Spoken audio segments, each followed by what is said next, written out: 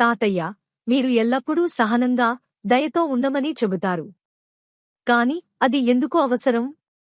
కొందరు మంచిగా ప్రవర్తించరు, మనం మంచిగా ఉన్నప్పటికీ ఏమీ మారదు. ఆహ్, ఆర్యన్, నేను నీకు ఒక కథ చెప్పాలి. కథా? అది రాజులు, యుద్ధాల గురించా? కాదు, అది ఒక రైతు మరియు పాత చెట్టు గురించి. చెట్టు.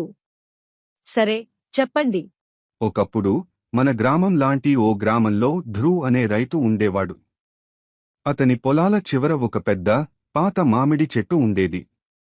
అది చాలా పాతది, ఫలాలు ఇవ్వడం మానేసింది. మామిడి పండ్లు లేని చెట్టు పనికిరాదుగా? అదే ధ్రువ్ అనుకున్నది.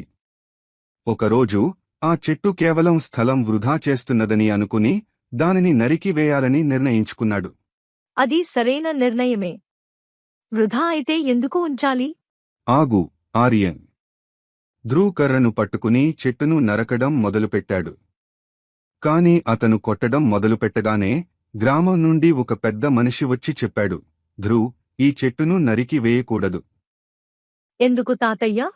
ఆ పెద్ద మనిషి చెప్పాడు, ఈ చెట్టు పండ్లు ఇవ్వకపోయినా దాని నీడ ఎంతో వరమైనది.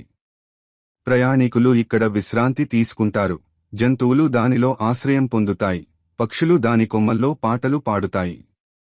దానిని నరికివేయడం ఈ ప్రయోజనాలన్నింటినీ తీసివేసినట్టే. ఓహో, దానివల్ల ఇంకా ఉపయోగం ఉందని అనిపిస్తుంది. నిజమే. కాని ధ్రువ్ వినలేదు. అతను చెట్టు ఏమీ ఇవ్వదో మాత్రమే దృష్టి పెట్టాడు. మరొక మారు దెబ్బ కొట్టబోతూ ఉన్నప్పుడు పిచ్చుకల గుంపు పెద్దగా అరిచాయి. పక్కనే ఆడుకుంటున్న అతని చిన్న కూతురు అతని దగ్గరకు పరుగెత్తుకుని, నాన్నా, పక్షులను నొప్పించకండి. ఈ చెట్టు వాటి ఇంటి వంటిది అని చెప్పింది. పక్షులు? ధ్రువ్ ఆగిపోయాడు.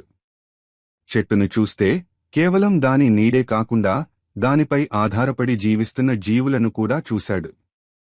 పిచ్చుకలు, కుందేళ్లు, దాని కింద విశ్రాంతి తీసుకుంటున్న ప్రజలు. అతను కర్రను వదిలేసి చెట్టును నిలువనిచ్చాడు. అదో మంచి నిర్ణయం. అవును. చెట్టు అతనికి మామిడి పండ్లు ఇవ్వకపోయినా మరెంతో ఎక్కువ ఇచ్చింది: సౌకర్యం, ఆశ్రయం మరియు ఇతరులకు ఆనందం. మరి చెట్టు అసలు పనికిరానిదే కాదు. ఇదే పాఠం, బాబూ. కొన్నిసార్లు మనం ఇతరుల దగ్గర లేదా పరిసరాల్లో ఏమి పొందలేదో దానిపై ఎక్కువగా దృష్టి పెడతాం. కాని మనం కొంచెం ఓపికగా ఉంటే వాళ్ళ అసలు విలువని చూడగలుగుతాం. సహనం, దయ మనకు ఆ విలువను తెలిసేలా చేస్తాయి. మీరు ఎప్పుడూ నా పిచ్చి ప్రశ్నలు కూడా వినడం లాంటిదే కదా? అలాగే. అలాగే.